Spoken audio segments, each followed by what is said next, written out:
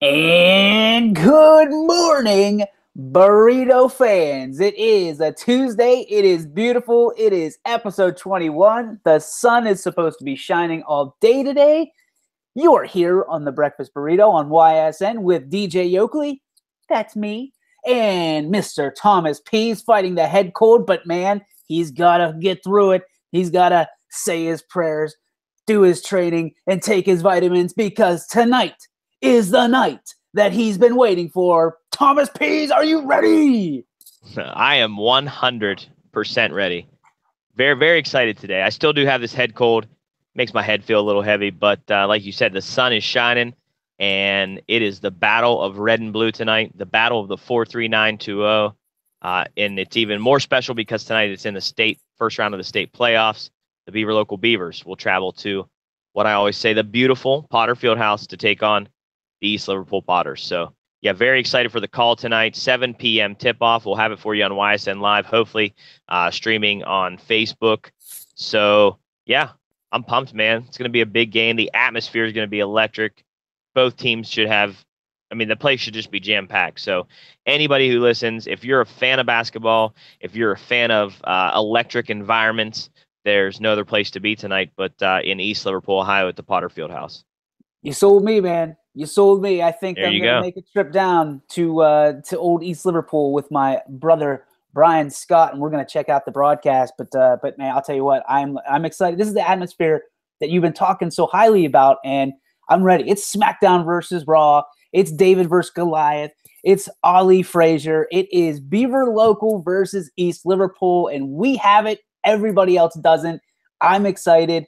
I'm excited for you, man. This is what we dreamt of when we talked about covering East Liverpool as a whole. East Liverpool, Beaver Local. This is exactly what we were waiting for. So let's get right to it. The nitty gritty, the in-depth reporting that we're going to have that nobody else does. Talk to me about what your expectations are tonight, my friend. What are you looking to see? What are the trends? And kind of what do you see for the outcome? Well, there's no doubt in my mind that Beaver Local is coming in here pretty much with nothing to lose. Two games this year they played East Liverpool, lost by a combined 50 points in those games, one being a 35-point deficit at home or at the Potter Fieldhouse. Beaver Local lost by 35, and then we travel out to Beaver Local. They did a good job of containing Trayshawn Jackson. I think he had 7 or 8 points on the night. But inside is where the Potters dominated out at Beaver Local. Nick Woodyard had like 24 points, definitely his best game of the year. And in the first game, Isaiah Browning inside was also huge. So I know Beaver Local's coming in there with a nothing-to-lose attitude. Potters, of course, this is a big game. They're expected to win. It's at home. It's the first round of the state playoffs. The environment, like I said, is going to be crazy. I think if the Potters can just stay focused on their game plan, don't let Beaver Local take them out of their game. And, in my opinion, athleticism always comes to the forefront in big games. And the Potters might just be a little too athletic for Beaver Local to hang. So barring something crazy happening tonight, it's got to be a Potter victory. But, hey, like I said, it's why they play the game. You never know. Here's the biggest thing for me. I feel like when you throw those records out the window and you have a rivalry game like this, anything can happen. I think the Potters are favored, obviously, if we're looking at the odds and stuff. But I personally feel that Beaver Local is going to show up and give the Potters a run for their money, if not come away with it. Your feelings? Well, I don't agree with them coming away with it. And it's just because of what I've seen in the first two games. Beaver Local, they didn't add any players. Nothing changed. I feel like, Beaver Local turned the ball over a lot in both those games. And a lot of that starts up front with the Potters and Brennan O'Hara in that 1-3-1 that they run the half-court trap and have him up front there just going bananas. So, and then, also, too, with how the big guys played, Browning and Woodyard, I just can't see Beaver Local, unless they just come out just absolutely stroking it tonight. I don't see a way that they can come away with the victory. But once again, that's why we play the game. So why it's played on the hardwood and not on paper. So what's the storyline? What do you see coming into this? What's the storyline coming in, and what do you feel like if you're predicting something, who's the player of the game? Who do you think is going to come up clutch and come away with the so important kind of drive the tide one way or the other? Well, here's what I think. Beaver Local thinks they have to stop Trayshawn Jackson, which you do. You got to contain him. But Trayshawn is so good that he's going to do other things with the ball besides, scoring. He's going to make things happen for his teammates. He's going to make things happen on the defensive side of the ball. And he's just a great ball handler. But here's my prediction for tonight. Gabe Roach by far is the best athlete on the floor, all around best athlete on the floor. He's been quiet as of late, hasn't had like that big. He's had big games. He scored 20 plus points multiple times this year, but he hasn't had that big breakout game. And he's the junior, one of the lone juniors that, get a lot of playing time here besides Peyton Reed. And, we have Torma, who's a senior, and Kidder, who's a senior. But, Gabe Roach is the leader of this team, I would imagine. So let's say tonight that Gabe Roach comes out of his shell he's kind of been playing in this year, and he explodes on Beaver Local. And he's the big reason why that the Potters move on to take on Zanesville. My prediction. So Gabe Roach is the guy you're looking into and keying on going into this game. I think you're going to see a really big game out of Gabe Roach. I do. Any projections on a line? I tell you what. Let's go 27-10. 27 points, 10 rebounds, double. Okay. And what poses a problem for the Potters tonight for the team in red? For me, it's going to be, it's what's going to be the Achilles heel of the Potters all year. It's the fact that these teams are coming into the field house and just lighting it up. The far right-hand side of that gym in the left-hand corner of the far right-hand side of the gym, that spot down there, nobody misses from in the field house. It's been unbelievable all year. Teams have just come in and just drained three-pointers. If Beaver Local is going to make a run at this game, and the victory for me, it's going to be the shooting of Cheechak and Pappas. Those two are going to have to come in and be hot, and Beaver Local is going to have to limit the turnovers on the backside of that. So that's the recipe for success for Beaver Local. I think they got to shoot hot from the outside, and they have to limit the turnovers. And if they can do that, it's going to be a good game. So I'm excited, man. Now you got me even more fired up for this game. So is this a game where one person for Beaver Local could have a big game and end up with a victory, or is it going to have to be a team effort? It's going to have to be a team effort, 100%. Yes. Beaver Local is going to have to come in and play a cut above what they have all year. And I'm not saying that like they're not talented or they're not a good basketball team. It's just, it's all about matchups, and in this matchup, for them to pull away the victory, they gotta be sharp, and they gotta do it as a team. So I'm interested to see kind of. You said Roach is the guy to look for East Liverpool. Obviously, you're picking them to have a double, and that's great. Exciting stuff. I'm excited for this game. Obviously, your excitement transfers over to me. And I think there's a lot of people. If I look at my timeline on social media right now, whether it's Facebook or Twitter, I mean, I've already seen The Shot. I've already seen something, once a Potter, always a Potter. I've seen, and it's not from you. It's from everybody else. So there is some legitimate. I could hear your voice right now. You are ready to go. If it was, I'm ready. If it was 6:10 right now, you're chomping at the bit. Oh yeah, my blood's flowing today. That's for sure. Listen, I mean, this is just, and you know what? It's not even like it's like a dirty rivalry. I mean, like, all these kids have friends that go to Beaver Local. There's friends at Beaver Local, have friends at Liverpool. We all shop at the same Giant Eagle. We all shop at the same Walmart. I mean, we're still one community, but it's crazy because it's split up into two schools that have a great backing for pride on both sides. I mean, Beaver Local's got a great backing. Potter's got a great backing tonight. I mean, you couldn't ask for a better scenario or a better environment for our little community here. Beaver Local, Liverpool, head-to-head, state playoffs at the best facility in the state, in my opinion, with a jam-packed crowd.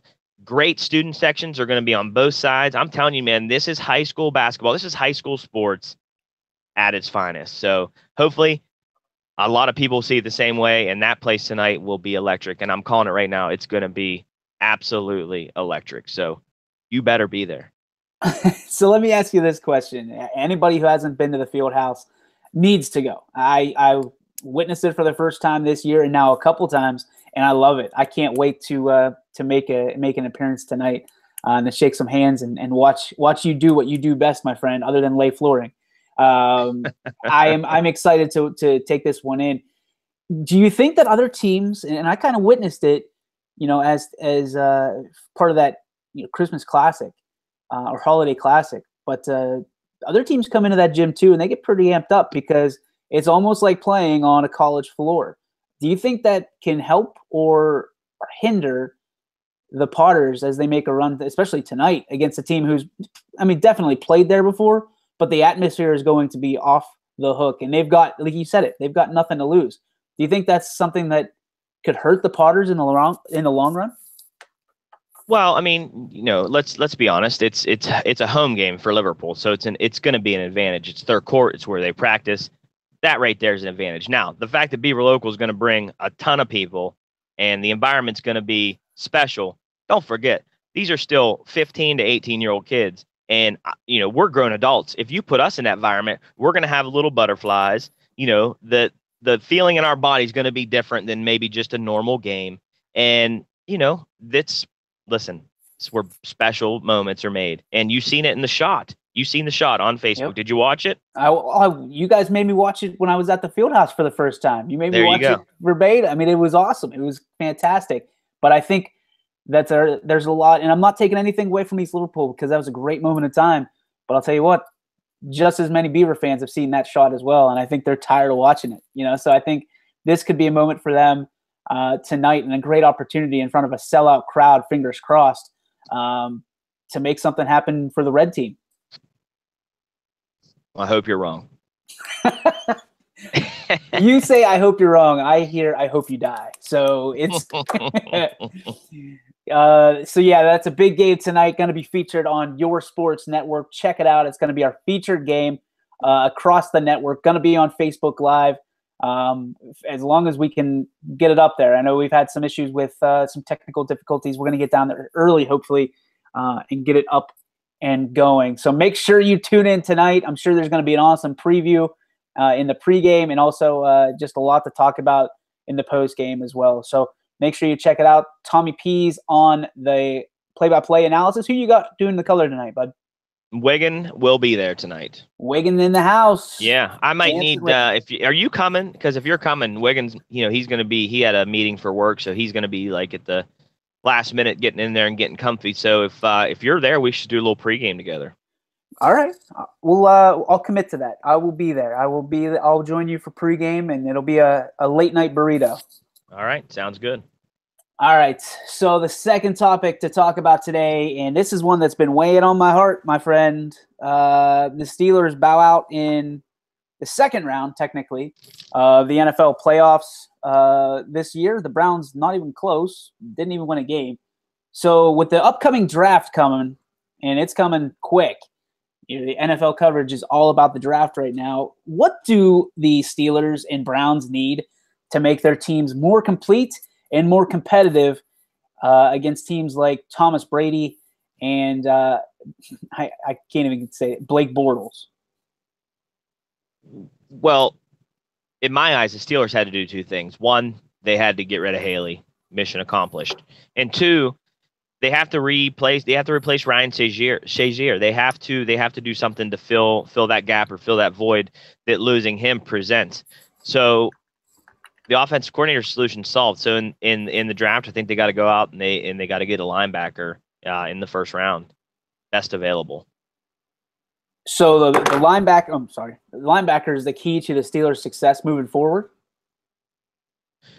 Yeah, if all the pieces are going to stay in place, as long as, of course, assuming Le'Veon Bell is a Steeler, if that doesn't happen, then then there's a big void to fill there. But yeah, for me, if Le'Veon stays put, it's defensive side of the ball has got to be the focus.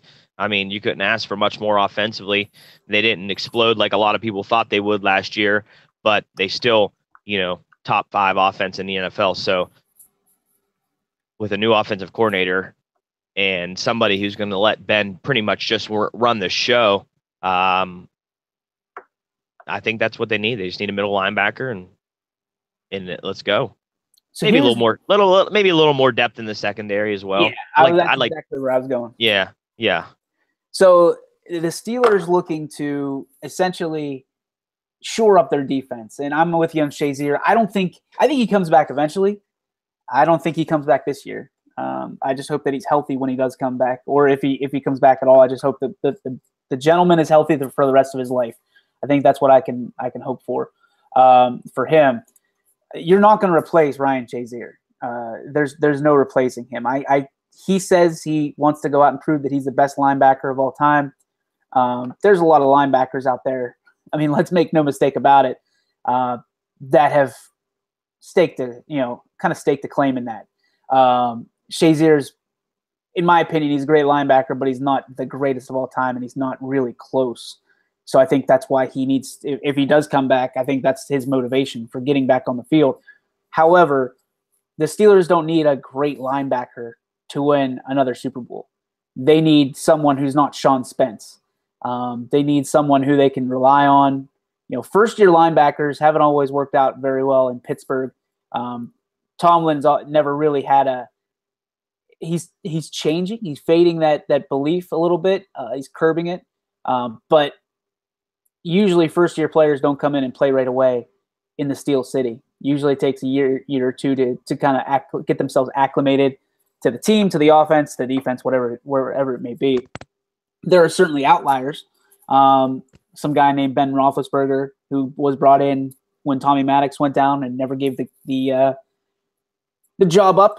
And then, of course, Le'Veon Bell came in first year, but he was needed. I mean, that was a necessary evil, so to speak, because if they could have held him back, I think they probably would have, but they had nothing going for him from the running back position. So from defense, I mean, Bud Dupree, I think, can have a standout year.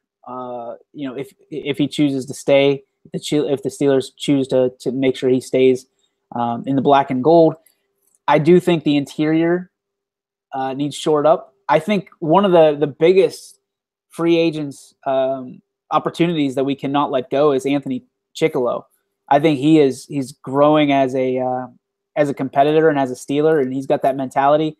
And I'm trying to think, is it Tyler Matakevich, who we have, who won the linebacker award in college? I think he will let him compete for a job, at least through camp. And, if you end up bringing in an inside linebacker or somebody to try to, be a role player for this team, not a bad idea. But the defense and the secondary for me, Tommy, is where it needs to be shored up. Ben went nuts. And if we do one more stop, the Steelers are going to the next round and at least having a chance to go to the Super Bowl against the Patriots. The secondary, I feel like it's a broken record for every Steeler fan. Secondary needs fixed, and it needs fixed in a big way. Yeah, they play a little better in the beginning of the year than what they did at the end of the year. So I mean, yeah, that's huge. But that middle linebacker spot for me is the biggest void to fill. But yeah, secondary definitely needs there's some work that needs done there. Even like I said, some depth in the secondary would probably even help. So listen, these passing attacks and these passing schemes that are out there today, you see very, very few shutdown corners or shutdown defenders in the secondary in the NFL. It's more about maintaining the other offense than it is stopping them. So yeah. And there was a huge trade yesterday, right? With Los Angeles and Kansas City. Did you see that? I did not. What was it? Hang on. I want to make sure that I get this right. Kansas City gave up Marcus Peters, I believe. Peters trade.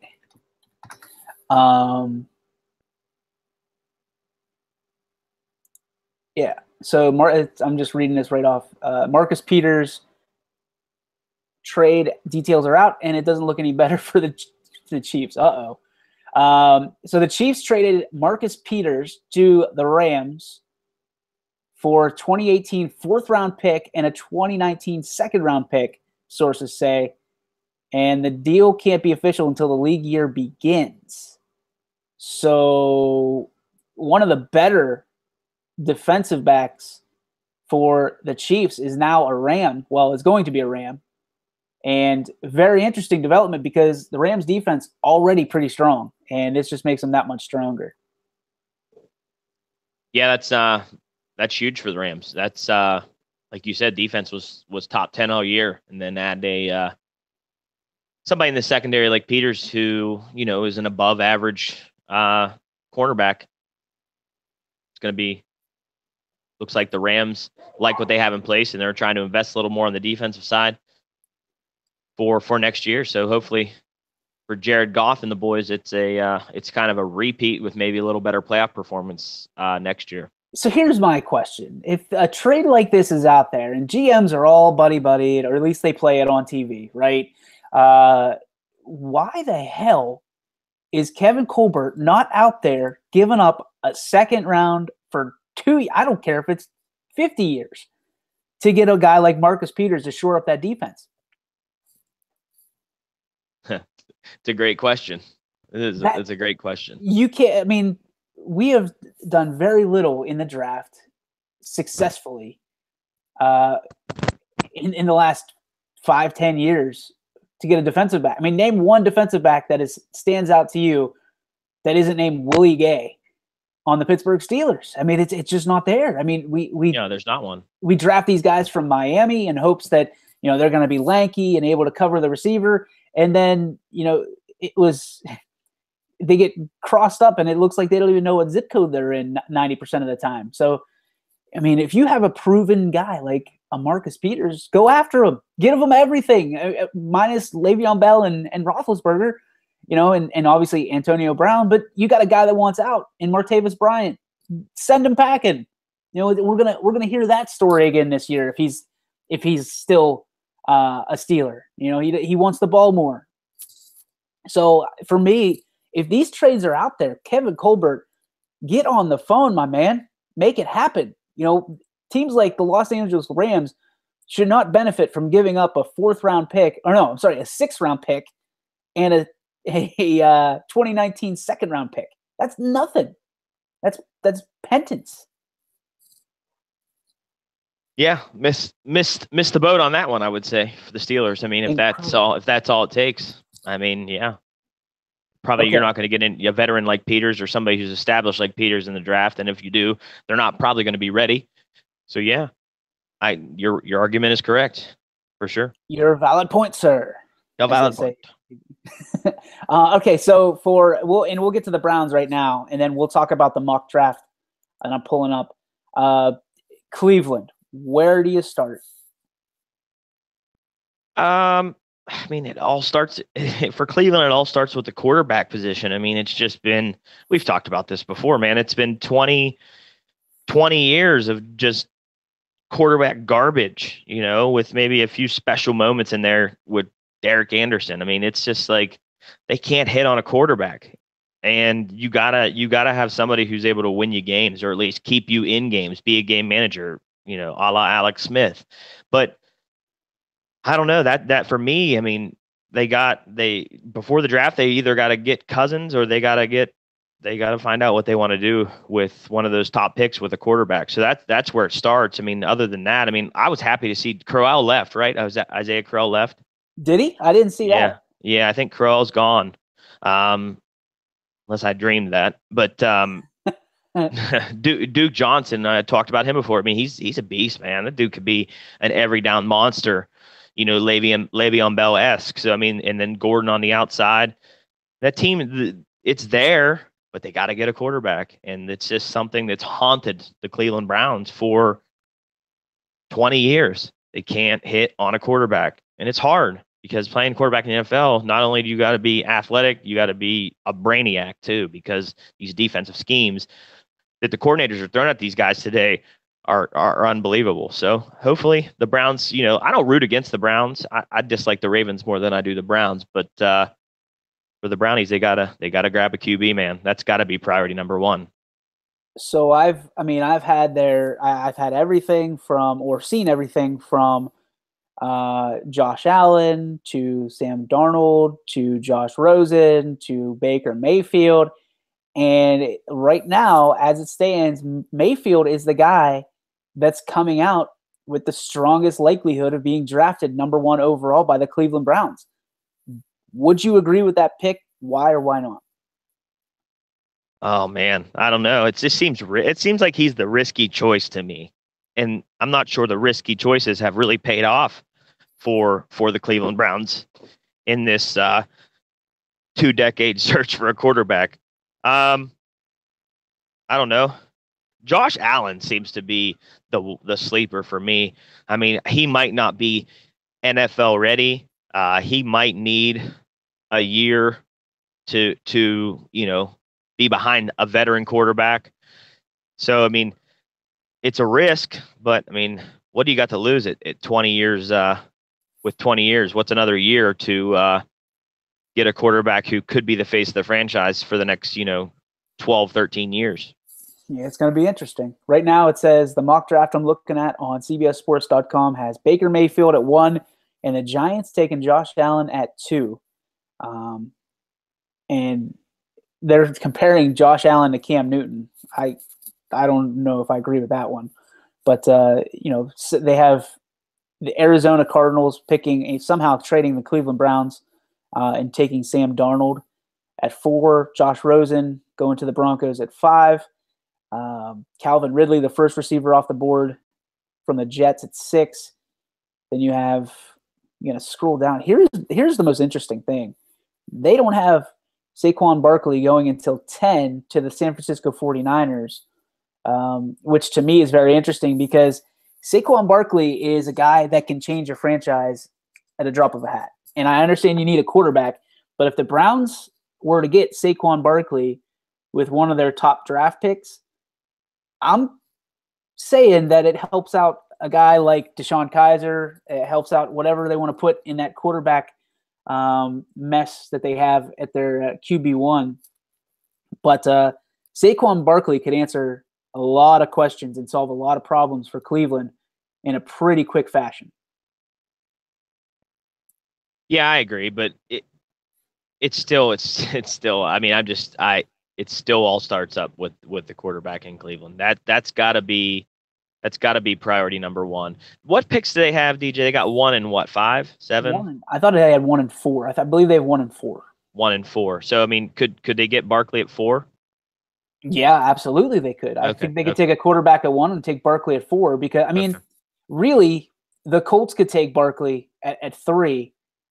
The Giants could take him at 2, but they need a quarterback much more than they need a running back at this point. The Colts is going to be interesting, and their pick's going to be very interesting to me. And I think we can get before the draft, we'll have Greg Brown and Rocky Brown on to talk this because they love this stuff. They analyze this stuff all the time.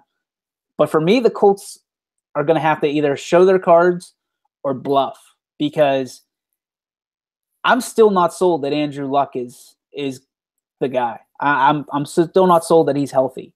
And if he's not healthy and you have the number 3 pick in the draft in a very quarterback heavy draft and you have someone that can change your franchise, you got to take him because the hope is that you never have a number 3 draft pick ever again. So right now it has the Colts lined up to take Bradley Chubb of NC State, but Chubb's not going to change the face of that franchise. I don't think he changes them, doesn't make them he makes them a better team, but he doesn't make them a winning team. And if you take a guy like Chubb, you're probably looking at, top 10 draft pick next year and maybe the year after that. I don't think Luck's healthy. I think the Colts have to come to that, stop taking the advice of Andrew and his team there and realize that, this is a business. And just as they did with Peyton Manning, if your quarterback, your franchise quarterback goes down, you've got to look out for number 1. So I think the Colts, they're either really good at keeping things close to the vest over there in Indy where they're secluded, or they really believe that Andrew Luck is going to make it back this year. It's a big question. Luck's the big question. I mean, because he is the future. He is he's a top tier quarterback. There's no doubt about that. So is Chubb a quarterback? No, Chubb's a defensive end. Oh, I was gonna say, okay, yeah, I was confused there. But yeah, I mean, if it's hard, it's got to be hard for the Colts to make that decision without knowing the true health of Andrew Luck. Where'd Chubb go to school at? Chubb is at NC State. Okay. Yeah, it'll be interesting. I mean, they need more. They need a lot more than that. But who's the kid that played quarterback for Indianapolis this year? Oh, Jacoby Brissett. Yeah, I thought he did all right. I thought he was serviceable. He did okay. I mean, he's not set up for the Colts offensive scheme. He's just not. He's not an Andrew Luck. He's not a straight passer. He's a guy that runs around, and he was brought up in the Patriots offense, and you get what the for the most part, the Patriots usually know what they're doing. When they gave away Jimmy G, I think it was more a message to Tom Brady of you're our guy.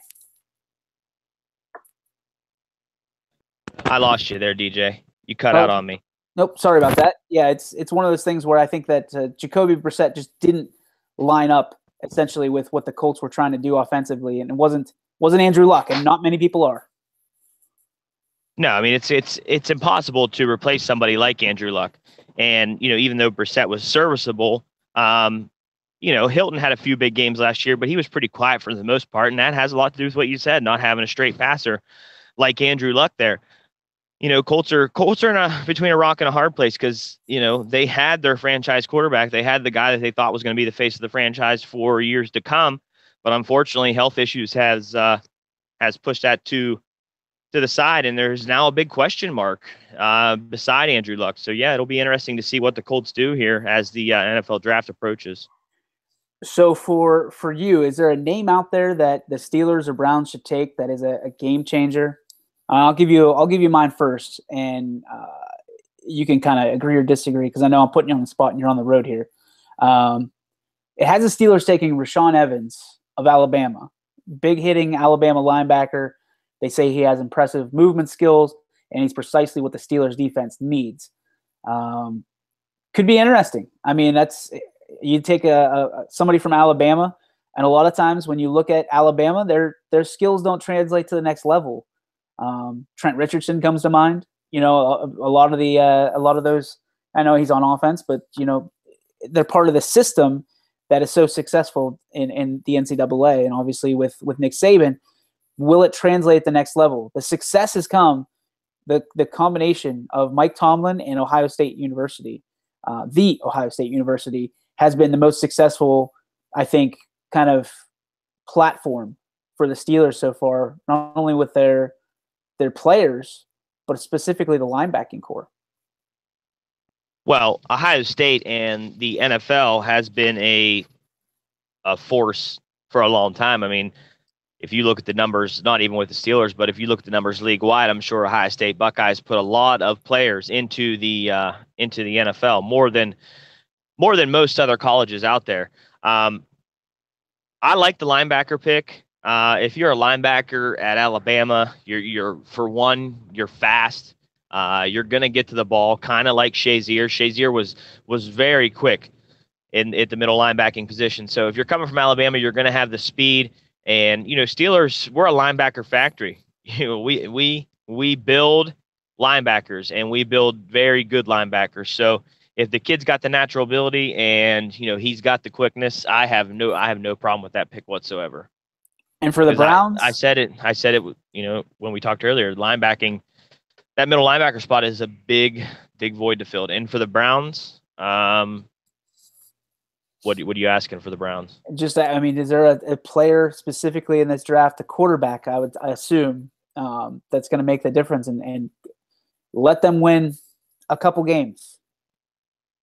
I don't think the kid from Wyoming is the one that I think is the answer for the future. But I mean,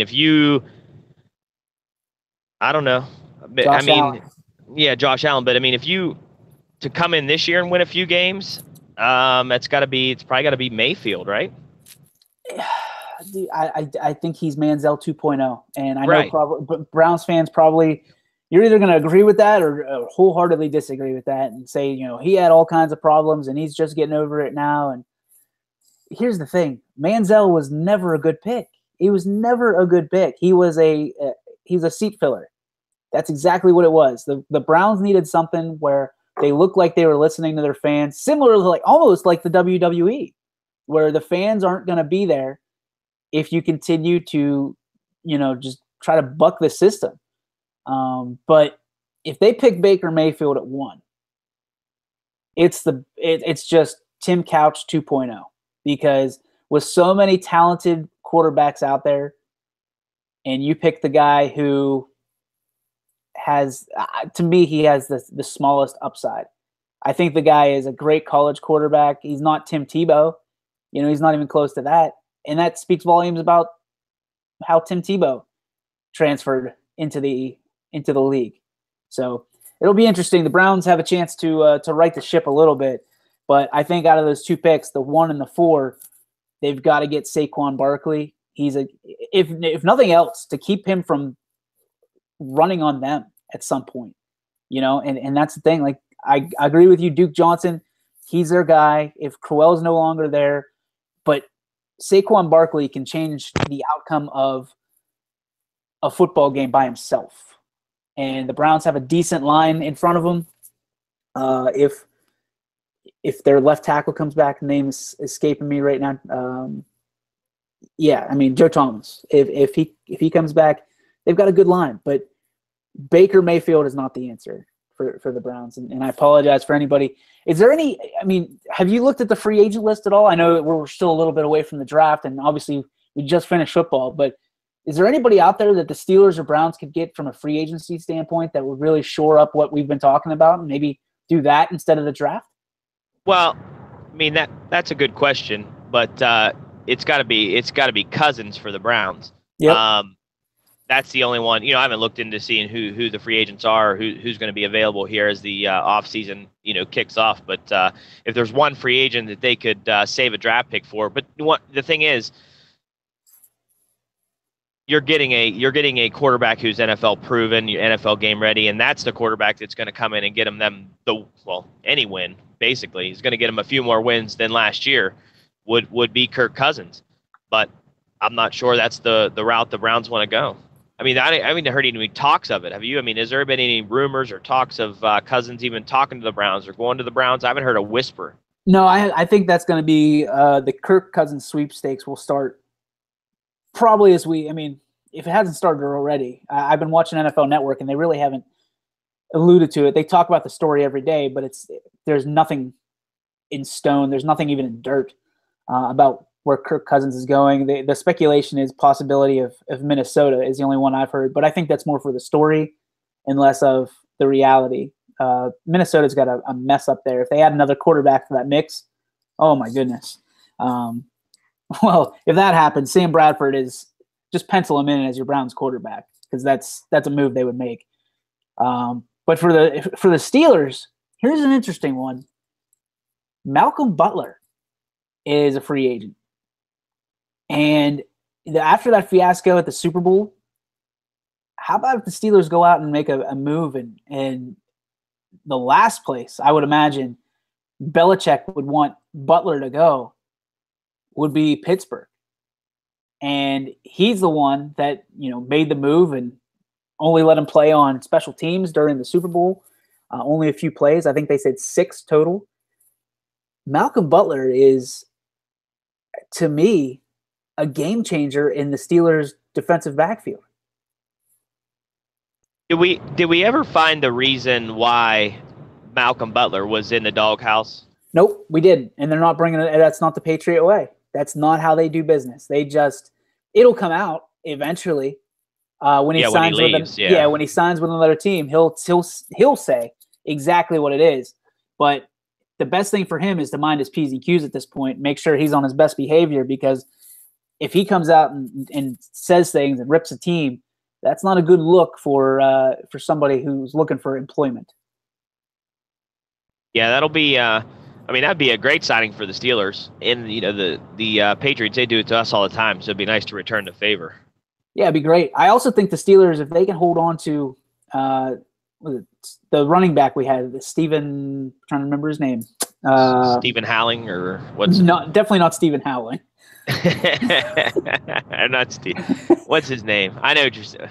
He had 30. He wore the jersey 38. I can think of his jersey number. I can't see his name on it. But if we could keep him, I think he's a serviceable backup. But let's think about this. Let's just think that all the opportunities there for the Steelers, everything happens just the way it's supposed to. What if the Steelers could snag a Saquon Barkley in the draft and changes every bit of leverage that Le'Veon Bell has against this, for himself and for the Steelers? Well, how are they going to get into that? I mean, you got to be a top 5 pick to land Saquon Barkley, right? According to this one, you only have to be top 10. Top 10, okay. Yeah, so, I mean, really, I'm not saying you give up Le'Veon Bell, but what I'm saying, and I don't think you can, because I think you have to tag him, and then I think I don't know the rules behind that. I don't think you're allowed to trade him.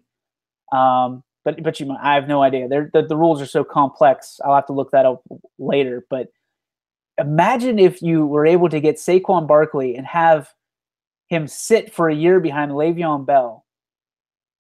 And if Le'Veon gets hurt, which he usually does, you don't skip a beat. In fact, you get a younger, more agile, and probably better attitude in Saquon than you ever had in old 26.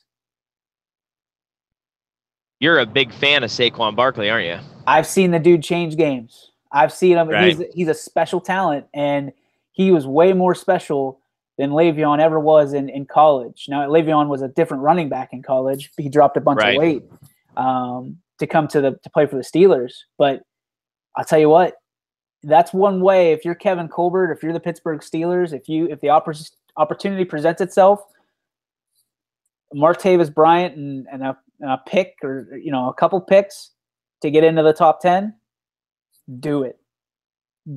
Especially if it's at the expense of the Cleveland Browns, because he'll own First Energy Stadium in no time. It would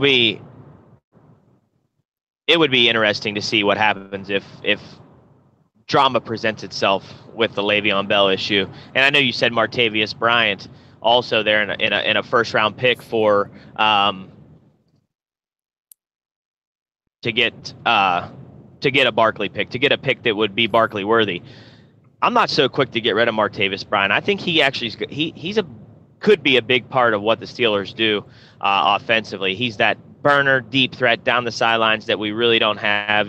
Juju and Antonio Brown both bring similar skill sets. I mean, Antonio Brown definitely has a more favorable skill set than Juju Smith-Schuster, but both very serviceable receivers, but kind of the same game. Martavis gives you that straight shot down the field that I think we're going to need to break some games wide open. So I like Martavis Bryant. I just don't think he's ever been able to get off to a start or had the luck with some of his decision-making to have a good, clean year.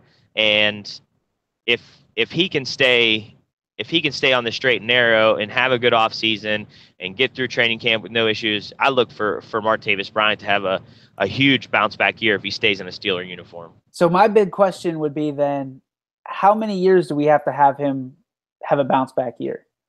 Because last year was supposed to be his bounce-back year after being suspended for 10 games, costing us basically a year in the Big Ben era where a window's closing. And if that's the case, if we're waiting on him to have a bounce back year, we could be waiting a while. I agree with you. He's the burner down the sidelines. He's the guy over the middle where when they double team Antonio Brown, Martavis is there.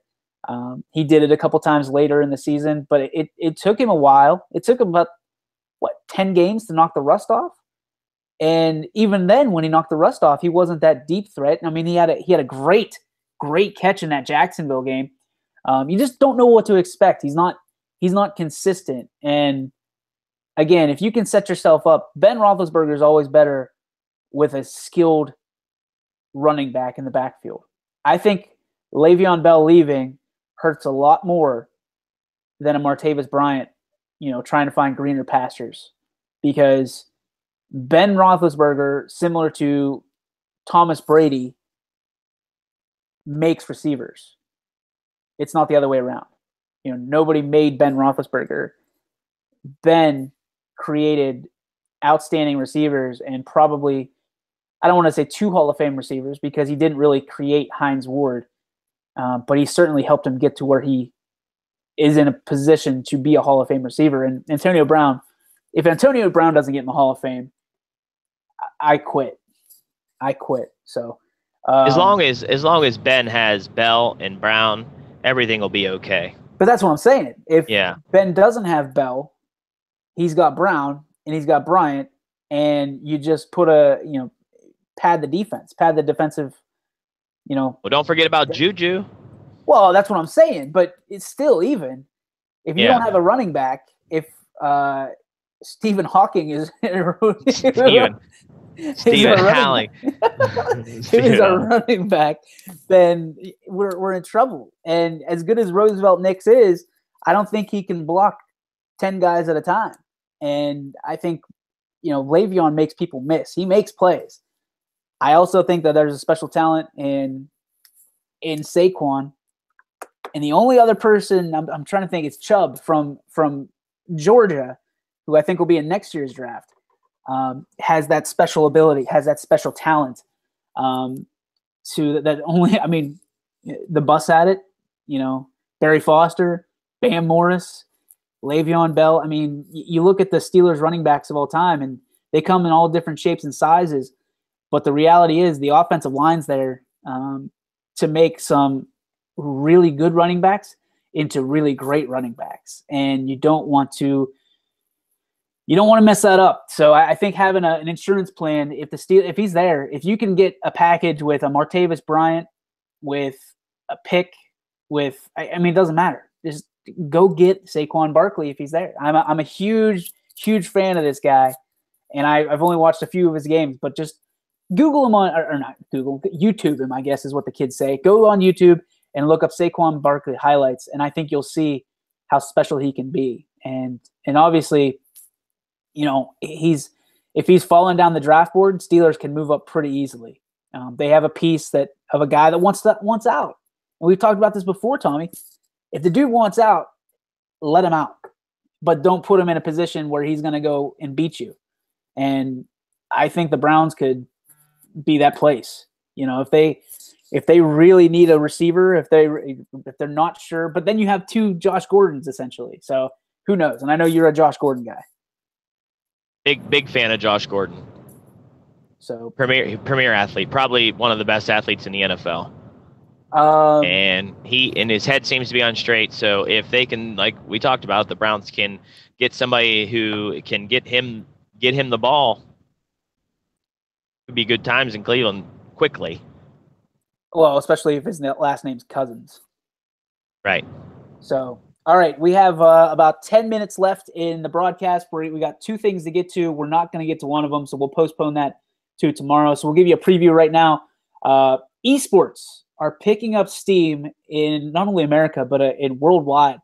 So if you're not familiar with esports, it's on TBS now, and it's everywhere you look. So esports is, computer sports, PlayStation, Xbox, all that stuff, playing sports, playing games, and they call it esports. So we're going to talk tomorrow about esports picking up steam, and is it really a sport?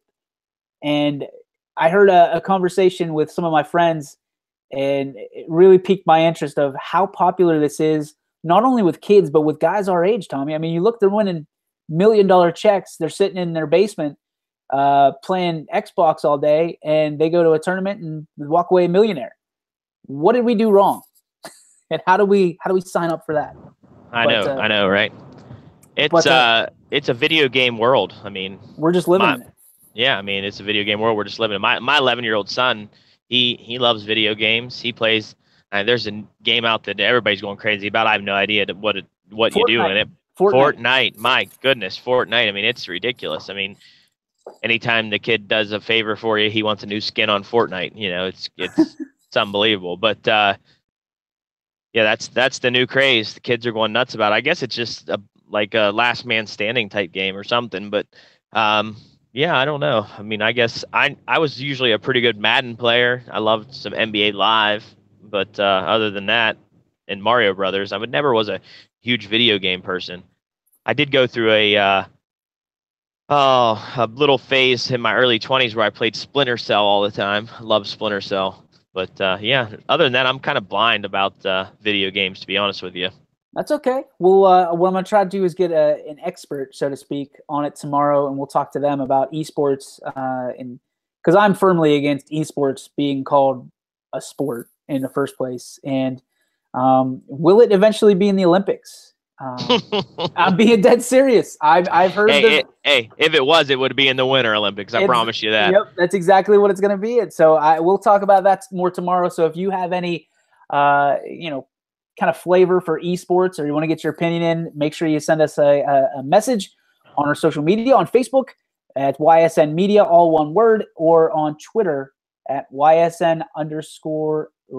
So give us a shout there. But our last topic today, something we can just glaze over, but my MVP candidate in the major leagues, Anthony Rizzo, comes out and he's asked, what the difference is between last year's team and this year's team.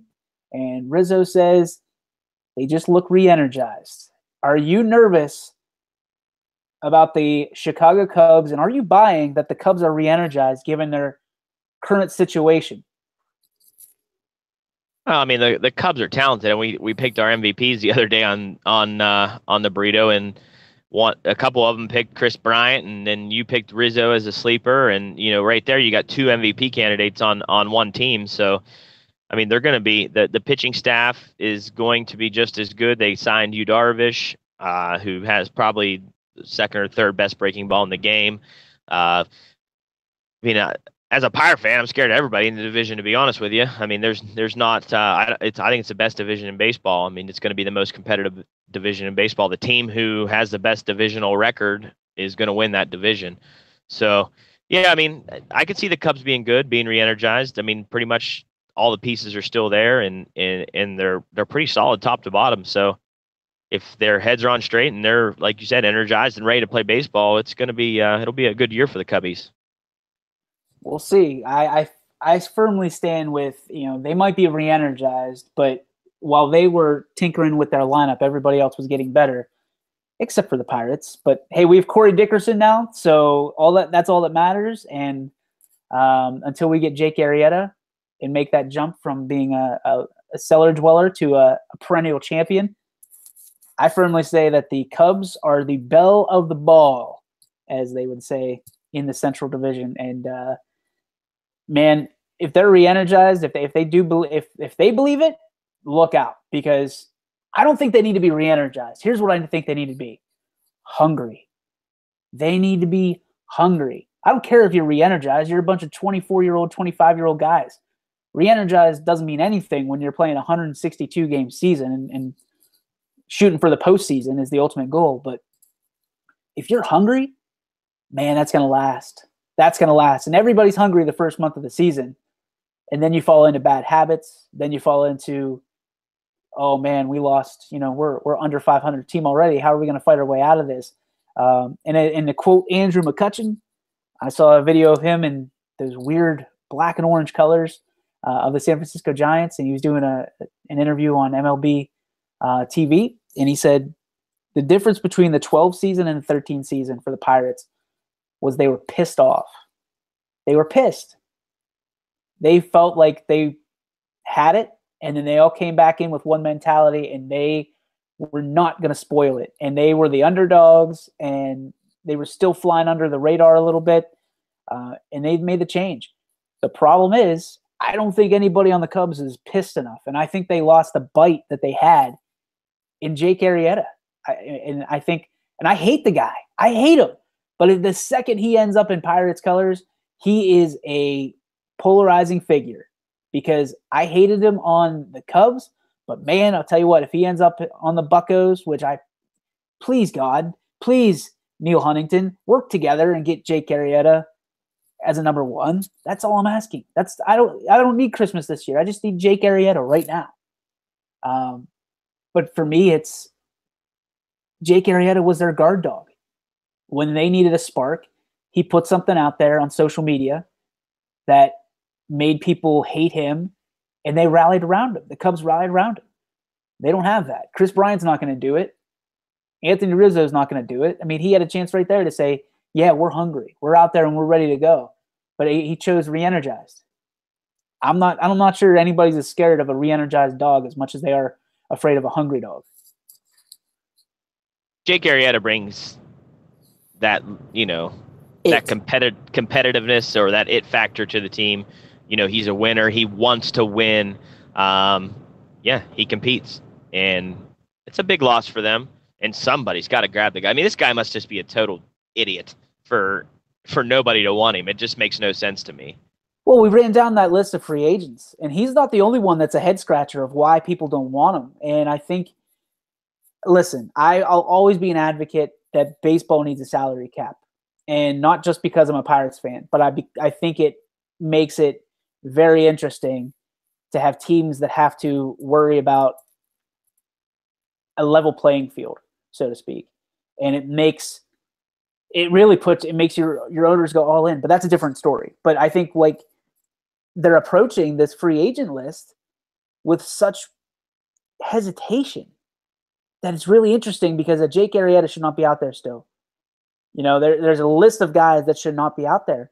And it's really interesting. Either they're asking for way too much money, or there's a bubble that's gonna pop somewhere. You just wait for it. And I think that's what I'm believing in, at least. What says you? Well, I mean, something's got to happen sooner or later. Or these guys aren't gonna play baseball this year. They'll be playing esports. They'll be playing esports, right? So, yeah, it'll be as spring training progresses and we get closer and closer to opening day. It'll be something fun to talk about, something fun to watch. As we know, now's kind of a dry time for sports, but before we know it, it'll be March Madness and the MLB will be kicking off, and we'll be rocking. Did you have any chance to listen to any of the speculation about the NCAA yesterday, or have anybody talk about it? No, I mean, just what we talked about yesterday, but like I said, it's not over, and I'm sure there's all kinds of speculation going on right now. Oh, people are nuts. Conspiracy theories, and it's a long way from over. Long way from over. Sean Miller will be the first of many. It's going to be interesting, my friend, but it sure will. That'll do it for today's show. That is episode 21 of the Breakfast Burrito right here on your sports network. For Tommy Pease, I am DJ Yoakley. It's a great day. Make it your 74-61 Potters prediction. 74-61. All right. Tune in tonight. Potters, Beaver Local. Let's do it. 7 p.m. We'll see you a little bit before that on YSN East Liverpool.